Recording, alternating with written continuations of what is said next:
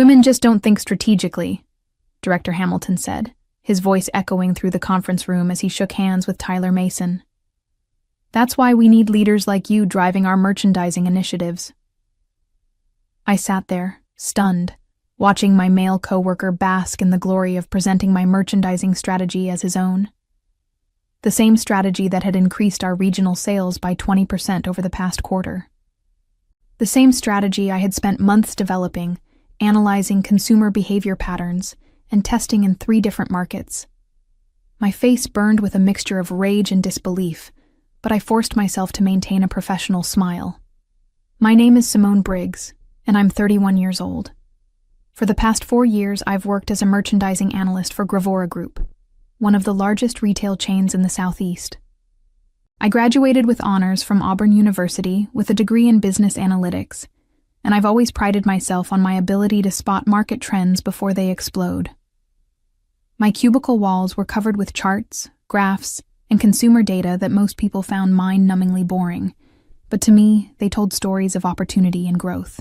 The irony wasn't lost on me that I was sitting in a conference room in Birmingham, Alabama, watching my career ambitions crumble while Tyler received a promotion that should have been mine. The presentation he had just delivered was flawless, because I had written every single slide, analyzed every data point, and created every recommendation. When our department head had asked for volunteers to develop a new merchandising approach for the upcoming holiday season, I had jumped at the chance. I knew this was my opportunity to prove I was ready for the senior analyst position that had been dangling in front of me for months.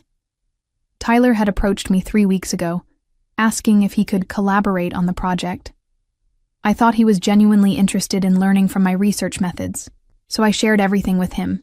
My consumer surveys, my competitor analysis, my pricing strategies, even my presentation template. He said he wanted to understand my process so he could contribute meaningfully to the project. I was naive enough to believe him. As I watched Director Hamilton announce Tyler's immediate promotion to Senior Merchandising Manager, I felt something cold settle in my chest. This wasn't just about a stolen presentation or a missed promotion. This was about a pattern I had noticed but tried to ignore. The way my ideas somehow became team efforts when they succeeded, but remained solely mine when they needed refinement. The way my contributions were praised in private but rarely acknowledged in public forums. The way promising projects were mysteriously reassigned to male colleagues when they showed real potential. The meeting concluded with enthusiastic congratulations for Tyler, and I knew that speaking up now would only make me look like a sore loser. Growing up in a small town outside Mobile, I learned early that hard work and intelligence would be my tickets to success.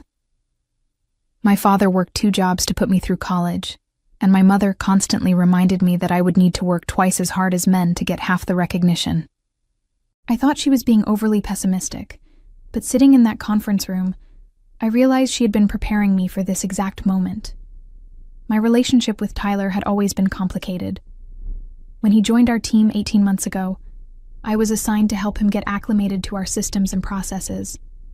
He was charming, well-connected through his fraternity network, and had an MBA from a prestigious university that opened doors mine apparently couldn't. Initially, I respected his educational background and assumed we would make good colleagues.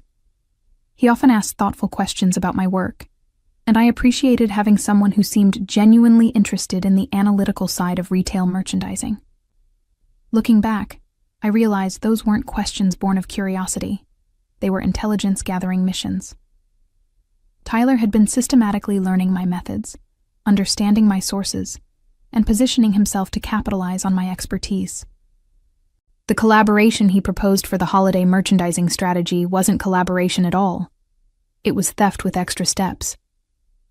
In the weeks leading up to the presentation, I had noticed subtle warning signs that I dismissed at the time. Tyler started scheduling one-on-one meetings with Director Hamilton, supposedly to discuss strategic vision for our department.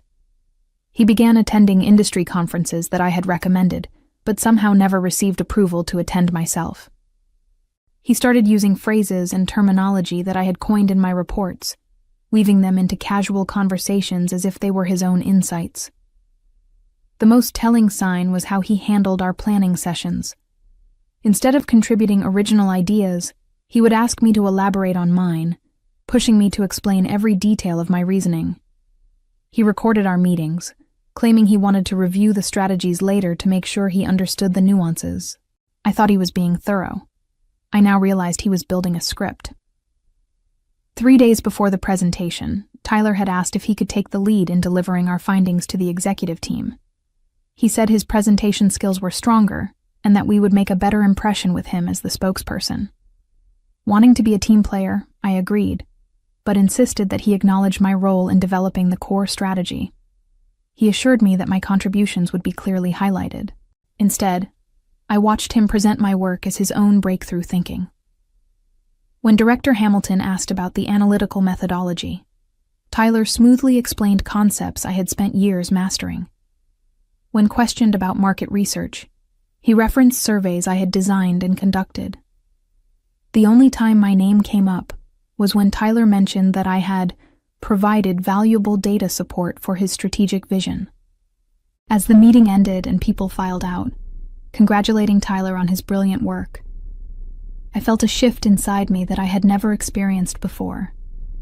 The betrayal hit me like a physical blow as I sat in my car in the Gravora Group parking lot, trying to process what had just happened. My hands were shaking as I replayed Tyler's presentation, noting every instance where he had claimed credit for my work. The sophisticated consumer segmentation analysis I had developed over months of research became his innovative customer profiling system. The pricing optimization model I had built from scratch was now his strategic value framework. Even the specific terminology I had created to describe our target demographics rolled off his tongue as if he had invented it. The promotion Tyler received wasn't just any promotion. It was the exact position I had been working toward for years. Senior Merchandising Manager came with a $30,000 salary increase, stock options, and leadership over a team of 12 analysts. More importantly, it was the gateway to the executive track at Gravora Group. Tyler would now oversee the implementation of my strategy, taking credit for its success while I remained in the same role I had held for the past 2 years. I pulled out my phone and scrolled through the messages I had received during the meeting. My college roommate Jasmine had texted about a job opening at Sunvale Studios, a rapidly growing retail chain that was making waves in the industry. 3 months ago, I would have dismissed the idea of leaving Gravora Group. But sitting in that parking lot, I realized I had nothing left to lose here. The next morning, I arrived at work early and found Tyler already in his new corner office, speaking loudly on the phone about his merchandising breakthrough. He caught my eye through the glass wall and gave me a thumbs up, as if we shared some inside joke. The casualness of his gesture made my blood boil. He actually seemed to believe that I would be happy to see him succeed with my work. During our departmental meeting that afternoon, Director Hamilton outlined Tyler's new responsibilities and praised his strategic thinking capabilities. He announced that Tyler would be presenting our holiday merchandising plan to the board of directors next month, a presentation that would essentially be my work being showcased at the highest levels of the company. Hamilton then turned to me and said, "Simone, I know you're disappointed not to get the promotion, but I hope you'll support Tyler in his new role. Your data analysis skills will be valuable to his strategic initiatives." The condescending tone in his voice was unmistakable. I was being relegated to the role of Tyler's analytical assistant, supporting his strategic initiatives with my data analysis skills. The message was clear. I was valuable enough to do the work, but not valuable enough to receive credit for it. That evening, I submitted my application to Sunvale Studios, along with a portfolio that included detailed documentation of every project I had worked on at Gravora Group. I was careful to include only work that was definitively mine, but the portfolio clearly demonstrated the depth of my strategic thinking and analytical capabilities. 2 days later, I received a call requesting an interview. The call from Sunvale Studios came on a Thursday morning while I was reviewing quarterly sales reports in my cubicle. The voice on the other end belonged to Director Margaret Foster, head of merchandising strategy for the fastest-growing retail chain in the Southeast. Her tone was professional, but warm, as she explained that my application had caught their attention. Your portfolio demonstrates exactly the kind of innovative thinking we're looking for, she said. Would you be available for an interview next week? I glanced around the office, where Tyler was holding court in the break room, regaling a group of colleagues with stories about his strategic breakthrough and his plans for transforming our merchandising approach. The irony was painful. He was literally describing my work to people who had watched me develop it over months. I would be very interested, I replied, keeping my voice low. When would be convenient? We scheduled the interview for the following Tuesday. As I hung up, I felt a surge of excitement mixed with nervousness. Sunvale Studios had been on my radar for months as a company that was disrupting traditional retail with data-driven strategies and innovative customer experiences. Their corporate culture emphasized analytical thinking and rewarded employees who could back up creative ideas with solid research, exactly the kind of environment where my skills would be valued. Over the weekend, I prepared for the interview with the same meticulous attention to detail I brought to my merchandising analysis. I researched Sunvale's recent expansion strategies, analyzed their competitor landscape, and developed preliminary insights about their market positioning. I even created a sample merchandising plan tailored to their brand identity, demonstrating how my analytical approach could drive growth in their target demographics. The interview took place at Sunvale's regional headquarters, a modern glass building that felt worlds apart from Gravora Group's outdated corporate complex. Director Foster met me in the lobby, and I was immediately struck by her directness and intelligence. Unlike the meetings at Gravora Group, where presentations often devolved into political maneuvering, our conversation focused entirely on strategy, data, and results. I'm particularly interested in your consumer segmentation methodology, Director Foster said, reviewing my portfolio. The depth of analysis here suggests you understand not just what customers are buying, but why they're making those choices. I walked her through my approach, explaining how I combined traditional demographic data with behavioral analytics to create detailed customer profiles. As I spoke, I could see her genuine engagement with the concepts. She asked follow-up questions that demonstrated she understood the complexity of what I was describing. At Gravora Group, this kind of analysis led to a 20% increase in regional sales, I explained. But I believe the methodology could be even more effective with a company that's willing to move quickly on insights. Director Foster smiled. That's exactly what we need. We're expanding into 3 new markets over the next 6 months, and we need someone who can develop merchandising strategies that will give us a competitive advantage from day one. The conversation continued for nearly 2 hours, covering everything from inventory optimization to seasonal forecasting. By the end, I knew this was where I belonged. Director Foster concluded the meeting by explaining their compensation package, which included a base salary that was $25,000 higher than my current position at Gravora Group, plus performance bonuses tied directly to measurable results. I'll be honest with you, Simone, she said as we shook hands. We've been watching Gravora Group's recent performance, and we're impressed by the strategic initiatives coming out of their merchandising department. We want that kind of thinking on our team. As I drove back to Birmingham, I reflected on the irony of her comment. Sunvale Studios was interested in hiring me because of work that Tyler was now taking credit for at Gravora Group. They had been monitoring the industry impact of strategies I had developed, and they wanted to bring that expertise in-house. The thought of Tyler unknowingly helping me land a better job brought the first genuine smile I had felt in weeks. 3 days after my interview, Director Foster called with an offer that exceeded my expectations. The position was Senior Strategic Analyst, with a direct reporting line to the executive team and responsibility for merchandising strategy across all Sunvale Studios locations. The salary was $30,000 higher than my current position, and the benefits package included stock options that could prove extremely valuable as the company continued its rapid expansion. We're prepared to offer you the position immediately, Director Foster said. When would you be able to start? I asked for the weekend to consider the offer, though I had already made up my mind. This was my opportunity to escape the toxic environment at Gravora Group and join a company that would value my contributions. More importantly, It was a chance to prove that my success hadn't been a fluke or the result of luck. It was the product of genuine strategic thinking and analytical expertise. On Monday morning, I submitted my resignation letter to Director Hamilton. His reaction was exactly what I expected. Surprise, followed by attempts to convince me to stay, followed by barely concealed irritation when I refused to reconsider. "I hope you realize you're making a mistake," he said, leaning back in his chair with a dismissive expression. "Sunvale Studios is still unproven in this market. You're leaving a stable position for an uncertain future." "I appreciate your concern," I replied, maintaining professional composure despite wanting to point out that my stable position had become untenable the moment he promoted Tyler for stealing my work. "But I believe this opportunity aligns better with my career goals." Tyler's reaction was more complex.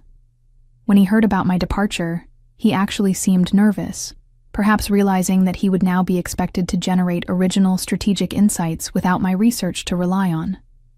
He made several attempts to meet with me before my departure, ostensibly to discuss transition planning, but clearly hoping to extract more ideas he could use after I left. "I hate to see you go," he said during one of these conversations. "We made such a great team. Are you sure there's nothing Gravora Group can do to keep you?" The audacity of his statement was breathtaking. We had never been a team. I had been his unwitting research assistant while he positioned himself to take credit for my work. But I simply smiled and redirected the conversation to practical transition matters. My last 2 weeks at Gravora Group were enlightening in ways I hadn't expected. Without me to provide analytical support, Tyler's limitations became apparent to anyone paying attention. His follow-up presentations lacked the depth and insight that had characterized the holiday merchandising strategy, and I noticed Director Hamilton starting to ask more pointed questions about Tyler's methodologies. During my final week, I received an unexpected visit from Bethany Coleman, one of the senior analysts who had always been supportive of my work. She closed my cubicle and spoke in low tones. "I want you to know that some of us saw what really happened with that presentation," she said. "Tyler has been trying to replicate your analysis methods for his new projects, but he clearly doesn't understand the underlying principles. It's becoming obvious that he didn't develop that strategy himself." Her words were validating, but they also highlighted a larger problem at Gravora Group. The company culture allowed people like Tyler to succeed through appropriation rather than innovation, while systematically undervaluing the contributions of people like me. My departure wasn't just about escaping one bad situation. It was about refusing to enable a system that rewarded theft over talent. On my last day, I cleaned out my desk while Tyler watched from his office, probably wondering if I would leave behind any research he could use for future presentations. My first month at Sunvale Studios exceeded every expectation I had harbored about the position. The company culture was everything Director Foster had promised: collaborative, data-driven, and focused on results rather than politics. I was given immediate access to the resources I needed to develop comprehensive merchandising strategies, and my recommendations were implemented quickly, rather than being subjected to endless committee reviews. Within 3 weeks, I had completed a detailed analysis of Sunvale's expansion opportunities and identified several key markets where we could gain significant competitive advantages. My research revealed that our primary competitors, including Gravora Group, were following outdated merchandising models that failed to account for changing consumer preferences and demographic shifts. The most interesting discovery came when I analyzed Gravora Group's recent performance in markets where Sunvale Studios was considering expansion. Despite Tyler's promotion and his supposed strategic leadership, their quarterly results showed declining sales in 2 of their 3 most important regions. The holiday merchandising strategy that had been so successful under my guidance was failing in its implementation, suggesting that Tyler lacked the analytical skills necessary to adapt the approach to changing market conditions. Director Foster was particularly interested in this analysis. During our weekly strategy meetings, she often asked for my insights about competitor weaknesses and market opportunities. Her questions helped me understand that Sunvale Studios wasn't just interested in competing with established retailers. They were actively seeking to disrupt the entire industry through superior strategic thinking. "Your analysis suggests that Gravora Group is vulnerable in several key markets," she said during one of these meetings. Do you think their recent strategic initiatives will improve their competitive position? I chose my words carefully, not wanting to appear vindictive while still providing honest professional assessment. Based on the data I've reviewed, their current approach lacks the analytical rigor necessary to maintain market share against more agile competitors. Their strategies seem to be based on outdated assumptions about consumer behavior. What I didn't mention was that those strategies were based on my original research, but Tyler's incomplete understanding of the underlying principles was leading to poor execution. He had the surface-level presentation skills to impress executives, but he lacked the deep analytical foundation necessary to adapt strategies to changing market conditions. As my second month at Sunvale Studios began, I was assigned to lead a project that would have significant implications for both companies.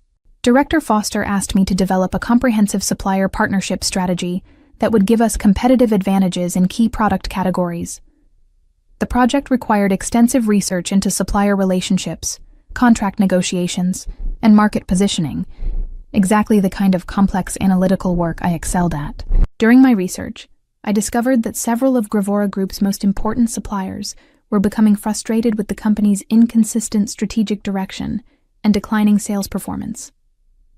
One supplier in particular, Bright Hollow Labs, had been expressing concerns about their partnership with Gravora Group and was actively seeking alternative retail partners for their premium product lines. Bright Hollow Labs manufactured high-end home goods and seasonal merchandise that represented nearly 15% of Gravora Group's total inventory value.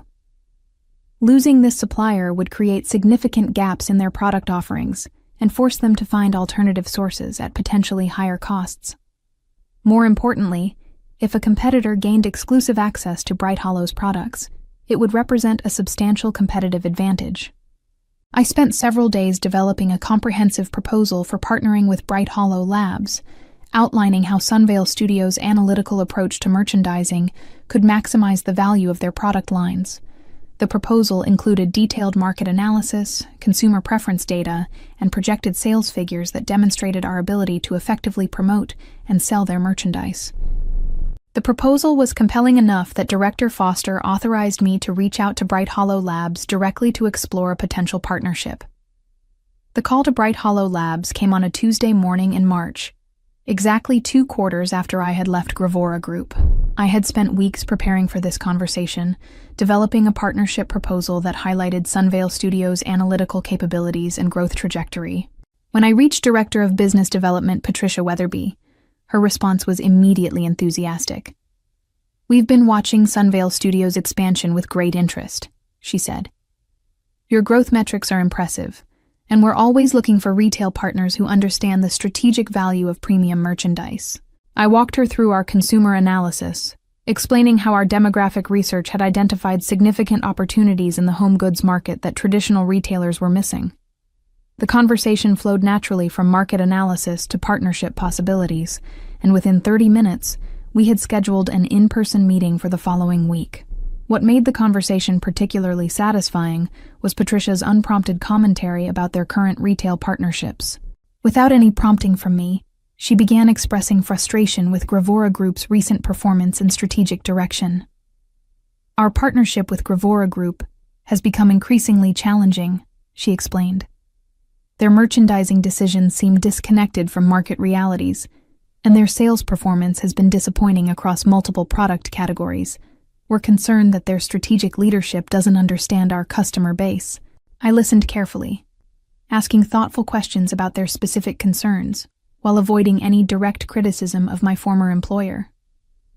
Instead, I focused on how Sunvale Studios' approach differed from traditional retail strategies, emphasizing our data-driven decision-making and customer-focused merchandising. The partnership we're envisioning would be built on analytical insights rather than intuition, I explained. "We believe that understanding consumer behavior at a granular level is essential for maximizing the value of premium products like yours." Patricia's enthusiasm was evident as we discussed potential collaboration models. By the end of the call, she had committed to presenting our proposal to Bright Hollow's executive team and expressed optimism about moving forward quickly. As I hung up the phone, I realized that this conversation represented more than just a business opportunity for Sunvale Studios. It was the beginning of Tyler's comeuppance for stealing my work and Director Hamilton's reckoning for promoting incompetence over excellence. The strategic thinking they had dismissed was about to cost them their most valuable supplier relationship. The partnership agreement with Bright Hollow Labs was finalized 6 weeks later, and the announcement sent shockwaves through the retail industry. Sunvale Studios gained exclusive access to Bright Hollow's premium product lines, while Bright Hollow gained a retail partner capable of sophisticated market analysis and strategic merchandising. For Gravora Group, the loss represented a devastating blow to their inventory strategy and financial projections. Bright Hollow's products had generated millions in revenue annually, and replacing that inventory would require finding alternative suppliers at significantly higher costs. More importantly, losing exclusive access to popular premium brands would make it difficult for Gravora Group to compete in the high-margin market segments that were becoming increasingly important to retail profitability. I learned about Gravora Group's reaction through industry contacts and former colleagues who reached out after the announcement. According to Bethany Coleman, who still worked there, the executive team was in crisis mode, trying to understand how they had lost such an important supplier relationship.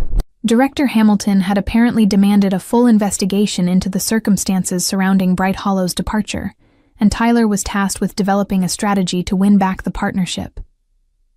The irony was perfect. Tyler was being asked to solve a problem that his incompetence had helped create, using analytical skills he had never actually possessed. "The whole situation is a disaster," Bethany told me during a coffee meeting.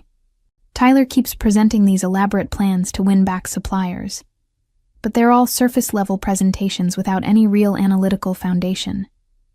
It's becoming obvious to everyone that he doesn't understand the strategic principles he claims to have developed." Meanwhile, at Sunvale Studios, the Bright Hollow partnership was generating immediate results. Our first quarter with their products exceeded projections by 18%, validating both our consumer analysis and our merchandising strategies.